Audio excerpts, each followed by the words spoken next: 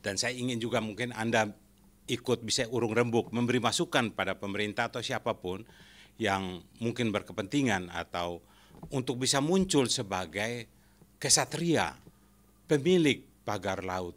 Saya cari pidato presiden yang memerintahkan bongkar pagar laut yang ukurannya kita semua tahu ada 30,16 km di daerah pesisir Kabupaten Tangerang, Banten.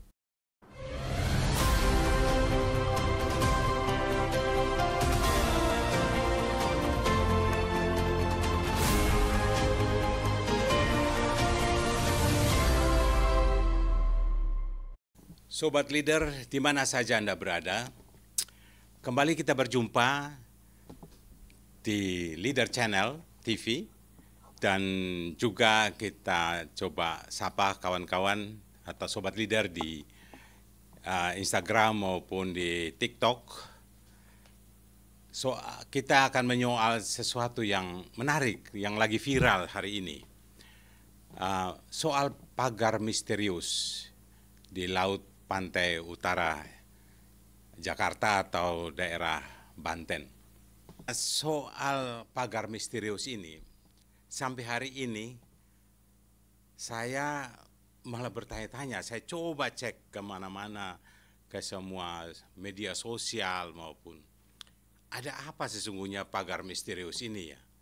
Karena Leader pernah 2 kali menyiarkan soal isu PSN PIK 2 dan juga menghadirkan presiden direkturnya Letnan Jenderal Marinir Purnawirawan Nono Sampono yang kebetulan beliau juga anggota Dewan Perwakilan Daerah, dan kami berbincang, bahkan kami mengunjungi daerah PIK 2, mengambil gambar di sepanjang pantai di seputar area yang dikenakan PSN di PIK 2 sana, di daerah pantai utara Jakarta sampai ke seputar daerah area Banten.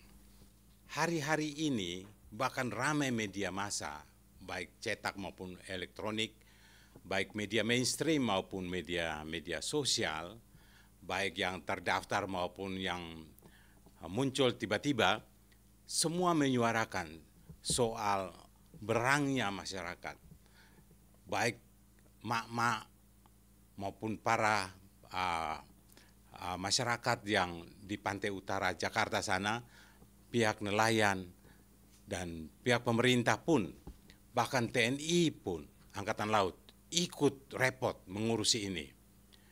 Dan juga masyarakat yang bekerja di daerah PIK 2, saya kira semua terganggu untuk melihat persoalan ini. Sesungguhnya ada apa, saudara?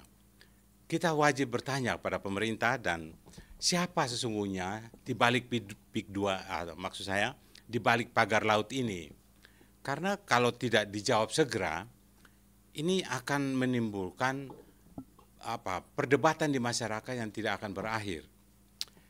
Kita belum selesai berbicara soal, dulu ingat, mungkin saudara masih ingat soal pulau-pulau yang diperjualbelikan kepada pihak asing dan tiba-tiba menghilang. Kita tahu bahwa banyak Indonesia ini memiliki ribuan pulau, 17.000 pulau lebih. Dan juga tumpang tindihnya kebijakan yang akhirnya menghadirkan persoalan yang di lapangan sehingga melibatkan masyarakat. Nah, ini saudara, saya coba melihat satu persatu ya, dan saya ingin juga mungkin Anda ikut bisa urung rembuk, memberi masukan pada pemerintah atau siapapun yang mungkin berkepentingan atau untuk bisa muncul sebagai kesatria, pemilik pagar laut. Kalau kita dengar di beberapa, bahkan sekarang bukan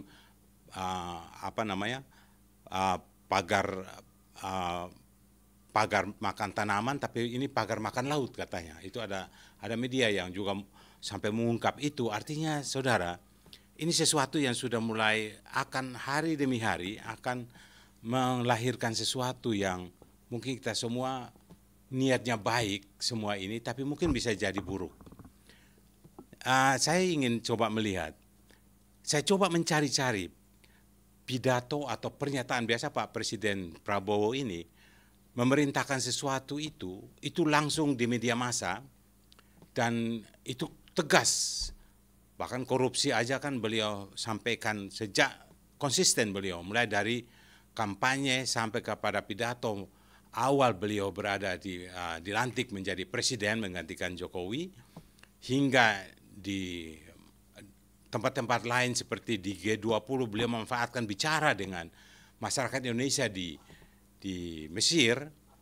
Beliau sampaikan itu dengan tegas, tidak akan memaafkan koruptor.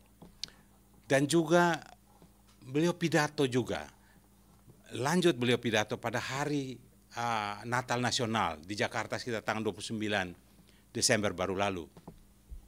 Saya cari pidato presiden yang memerintahkan bongkar pagar laut yang ukurannya kita semua tahu ada 30,16 km di daerah pesisir Kabupaten Tangerang, Banten. Dan juga ada sekitar puluhan kilometer pagar laut di daerah Bekasi yang juga menjadi tumpang tindih karena ada aturan yang berbeda. Nah saudara, saya tuh mikir ya, mencari-cari saya tidak ketemu, tapi saya menemukan ketika saya dengar dan kita semua lihat bersama, ada Brigjen atau Laksma Marinir Hari Indarto ketika memimpin langsung 600 prajurit membongkar pagar laut di Banten itu. Statement beliau adalah perintah Presiden RI melalui Kepala Staf Angkatan Laut, bongkar pagar misterius itu. Nah, bahkan beliau sudah mengatur bahwa 1 hari itu bisa sampai 2 kilometer. Kalau 30 hari ada pernyataan lain bahwa kalau bersama masyarakat bisa mencapai 10 hari bisa selesaikan 30 km itu. Tapi apakah hanya itu pagar laut yang di Banten itu? Dan kenapa dia tiba-tiba ada? Ada yang bilang ini kayaknya sama seperti bangun Candi Borobudur. Tiba-tiba muncul dia. Nah itu kalau zaman dulu orang bicara udah mistik ya. Tapi kalau di Pantai Laut Jakarta ada orang yang masang. Yang kita tahu bahwa yang masang itu para banyak nelayan yang sudah mengatakan mereka dibayar bahwa 100.000 atau mungkin lebih untuk memasang pagar laut itu. Dan saya kira cukup lama, dan kalau bambu-bambu itu dikirim dari daratan pasti ada yang mencatat. Tidak mungkin dia tiba-tiba ada di tengah laut. Nah ini kan yang menarik bagi kita semua adalah perintah pembongkaran dari Brigjen Hari Indarto itu kelihatan sekali bahwa ada ketegasan dari presiden, tapi hanya tidak langsung. Presiden hanya memerintahkan lewat Kepala Staf Angkatan Laut. Saya juga belum dengar dari Panglima TNI. Kalau kita lihat, kalau TNI itu ada Angkatan Darat, Laut, Udara, itu pasti perintah Panglima TNI kepada Kepala Staf Angkatan Laut. Tapi kali ini Presiden langsung kepada Kepala Staf Angkatan Laut. Ini ada apa? Kenapa langsung demikian? Dan kita tahu bahwa perintah Presiden itu kepada Kepala Staf Angkatan Laut dan dibujikan oleh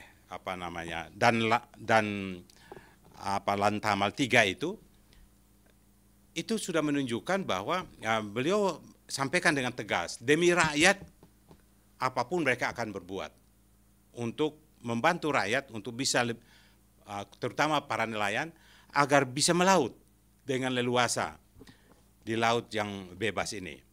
Nah, tapi ada yang menarik saudara. Yang menarik adalah Menteri AKP Sakti Waluyo Trenggono. Itu malah beliau mempertanyakan, seharusnya jangan dibongkar, ya kan? Ini kan menarik. Karena alasan beliau, pagar laut itu masih dalam penyelidikan. Nah ini komunikasinya bagaimana nih, koordinasi nih antara lembaga-lembaga ini. Saya bingung juga ini. Karena kita diajari di sekolah katanya suruh koordinasi. Ternyata koordinasi paling berat ya. Koordinasi antara lembaga, ada kementerian koordinator, ya kan banyak, apalagi sekarang ini banyak sekali kementerian koordinator di Republik ini. Kenapa mereka tidak bisa? Dan kalau kita bicara soal masalah laut ini dan masalah isu ini, banyak menteri yang sudah pernah berganti menduduki dan mereka masih ada di kementerian, mungkin berpindah tempat. Dan pangkat-pangkat mereka tuh rata-rata 4 bintang. Pasti mereka tahu ada apa sampai ini jadi ramai, saudara. Coba Anda memberi masukan, coba mungkin ada yang punya tahu siapa pemiliknya pagar laut, sehingga kita tidak bisa hidup dalam sesuatu yang misterius terus-menerus.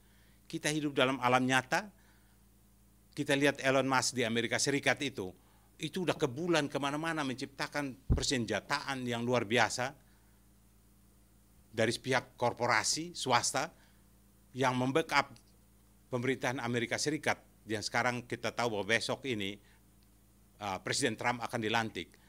Dan ada 3 tokoh besar, pengusaha besar, antara lain Elon Musk, yang akan membackup penuh pemerintahan negaranya. Ini menunjukkan rasa cinta dia pada bangsa Amerika yang besar itu. Kita juga harus jadi bangsa yang besar. Kita tahu kita punya orang-orang yang hebat-hebat. Pengusaha, korporasi, semua yang punya KTP Indonesia. Kita tidak bisa lagi melihat dia dari mana, dia keturunan apa. Tapi marilah kita coba sama-sama melihat. Dan siapa yang mendapat apa, ini harus dibuka.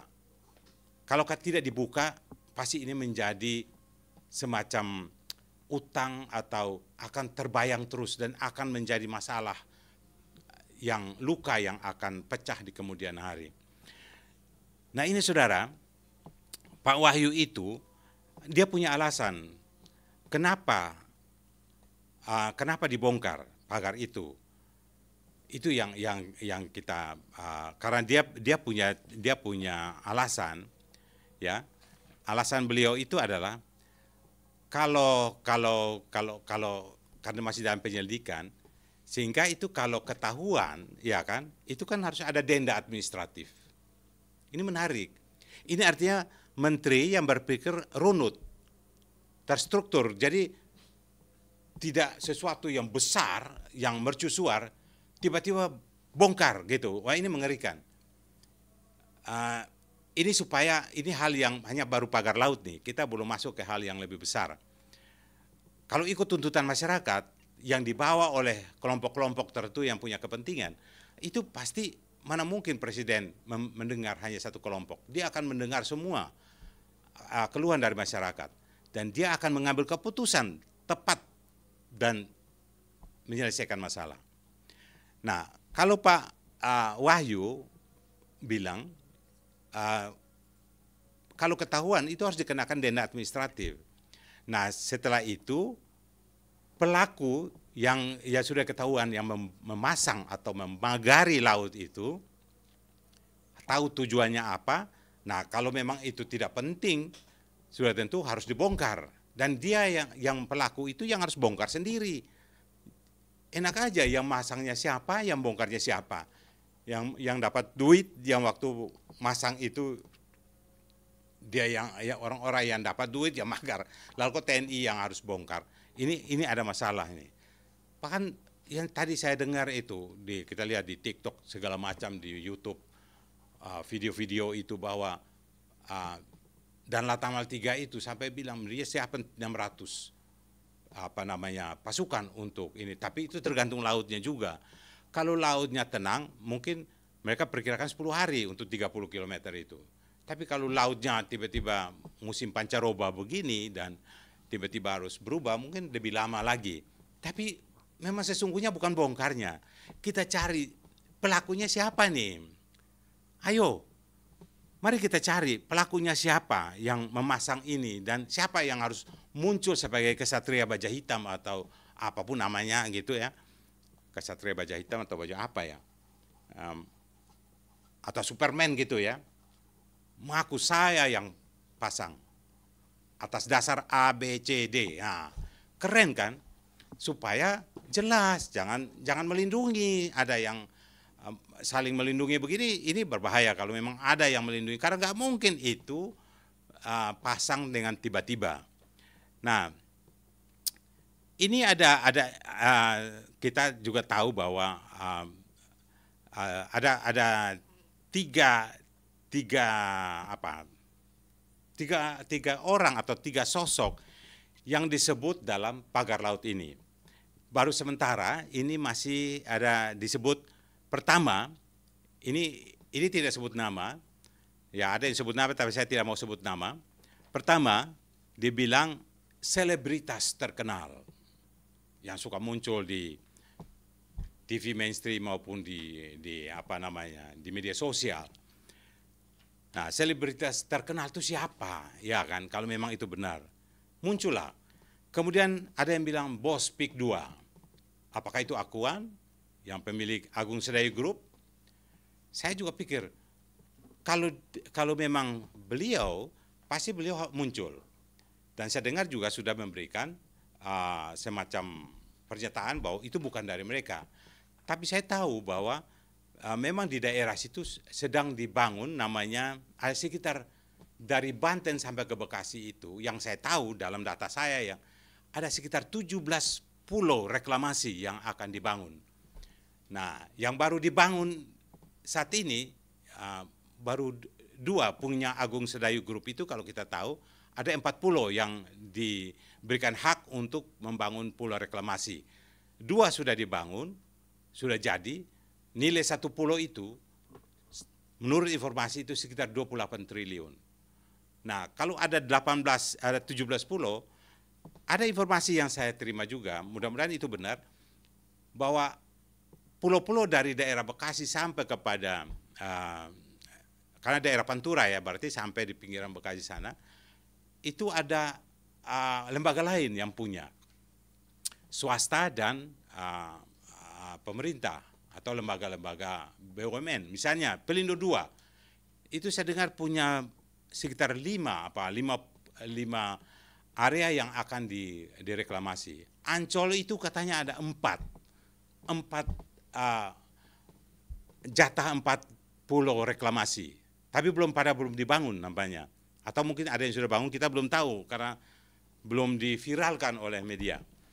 Nah, artinya ada sehingga saya kadang-kadang menggelitik, jangan-jangan pulau-pulau reklamasi pagar laut ini adalah bagian dari tahap awal untuk pembangunan pulau reklamasi.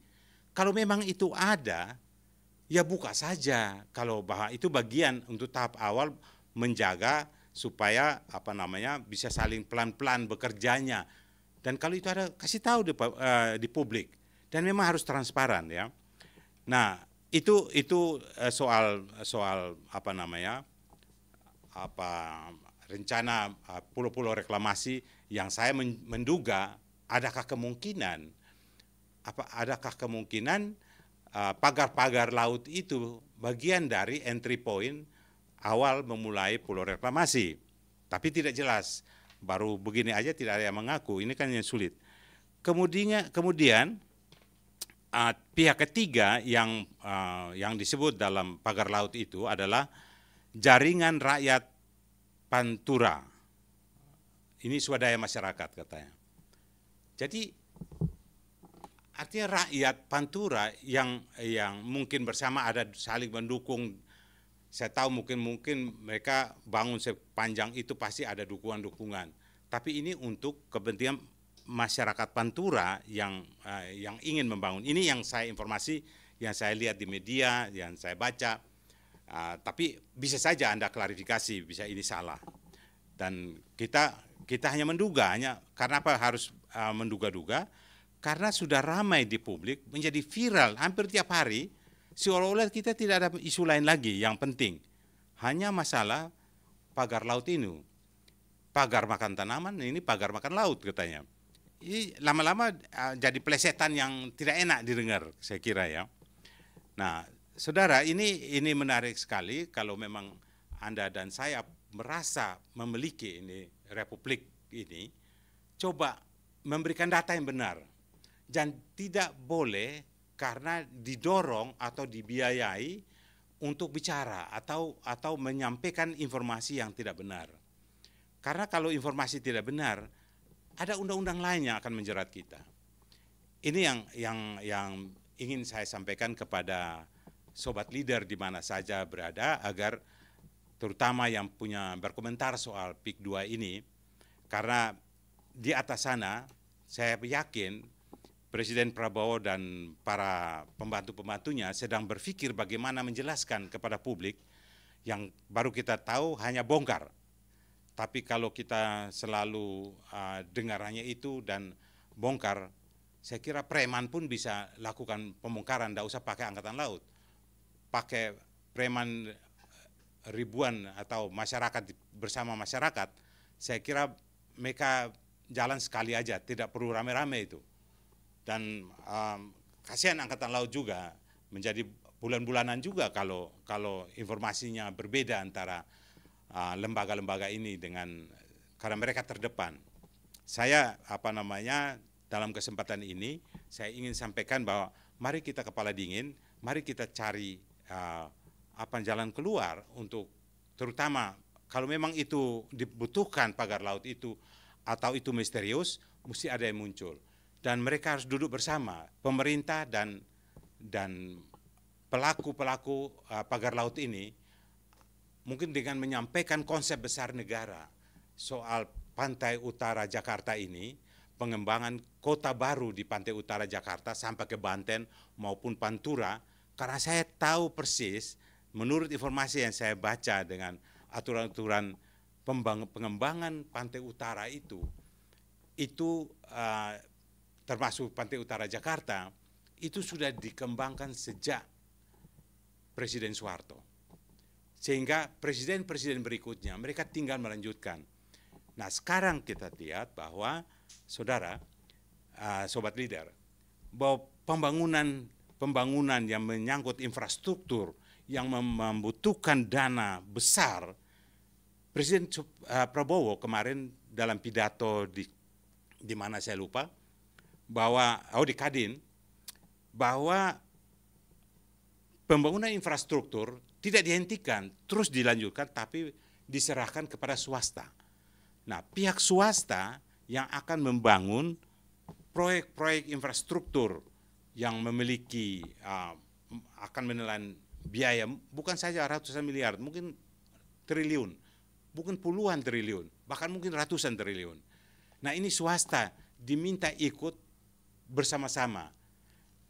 Nah, saudara, kalau memang ini, sebut saja begini ya, saya coba memberikan mencari sebuah analogi atau sebuah cara untuk menjelaskan. Misalnya, negara sudah punya konsep bersama swasta membangun sebuah kota baru bertaraf internasional yang dimana satu ketika nanti bukan eksklusif tapi dia bersifat inklusif. Misalnya di pantai utara Jakarta, kita sebut saja seperti di Singapura, seperti di China, di Shanghai, ada teman saya juga baru cerita, kemudian seperti di New York. Anda lihat itu, dan saya pernah ke Mallorca di Spanyol, saya lihat betapa itu nelayan-nelayan itu kalau kita lihat dari sepanjang mata memandang, itu sepanjang pantai itu kapal-kapal, perahu-perahu layar, itu berwarna putih semua di laut yang biru, dan mereka membantu para turis yang datang untuk berselancar atau mengunjungi pulau-pulau lain di sekitarnya. Nah, itu kan siapa lagi kalau bukan para nelayan? Mana mungkin pengusaha itu dia menciptakan latihan orang untuk nelayan tanpa nelayan-nelayan yang ada. Dan kalau dijelaskan dengan baik, memang niat negara mau bangun kota baru yang megah dan punya nilai memberikan masukan devisa dengan pariwisata yang tidak kalah dengan luar negeri, saya kira mungkin rakyat bisa menerima. Dan rakyat yang kena dampak dari pembangunan yang besar ini, yang mercusuar ini, saya kira wajib ya, layak kalau rakyat itu mendapat ganti untung. Saya selalu mengatakan bahwa gimana kalau bukan ganti rugi, tapi ganti untung. Kalau ganti untung pasti mereka mau. Siapa sih yang mau lihat rakyatnya menderita terus? Kalau misalnya gini ya, kalau misalnya dari kalau kita sudah orang di Jakarta yang sering ke Pantura, lewat Pantura, di pinggir Pantura dari Bekasi sana sampai kepada Banten, hidup mereka tuh ratusan tahun hanya begitu aja. Apa kita tidak punya niat memodernisasi mereka? Mungkin ini jalan pemerintah juga tapi hanya butuh transparansi untuk menyampaikan masalah ini. Dan harus duduk bersama, tidak bisa menyalahkan satu pihak. Presiden ke presiden pasti punya ikut berpikir masalah ini. Tapi bagaimana supaya jangan ada kecurigaan. Isu ini muncul, tak tahu tiba-tiba tenggelam, muncul isu lain. Di era media informasi yang begini cepat, orang saling mencurigai. Ada apa ini? Nah, saudara, sobat leader, mari kita berpikir jernih, mari kita memberi informasi yang benar, yang kita lihat, kita tahu, bukan kata orang. Kita sampaikan kepada saluran yang benar. Nah, ini semua saya kira pemerintah juga akan bangga pada rakyatnya ketika dia tidak mendengar atau termakan isu atau termakan provokasi yang mungkin juga karena namanya massa ya, psikologi massa yang akan bermain. Itu kadang-kadang kita terbawa emosi untuk menyampaikan sesuatu beramai-ramai, tapi sesungguhnya ternyata bisa ada way round atau sebaliknya. Nah, ini kita jaga. Mari kita jaga, kita cerdas untuk bisa kita menjadi sejahtera. Saya kira itu dari saya, dan mudah-mudahan apa yang kita sampaikan hari ini Anda bisa di TikTok memberikan saran, masukan, like, share, dan sebagainya.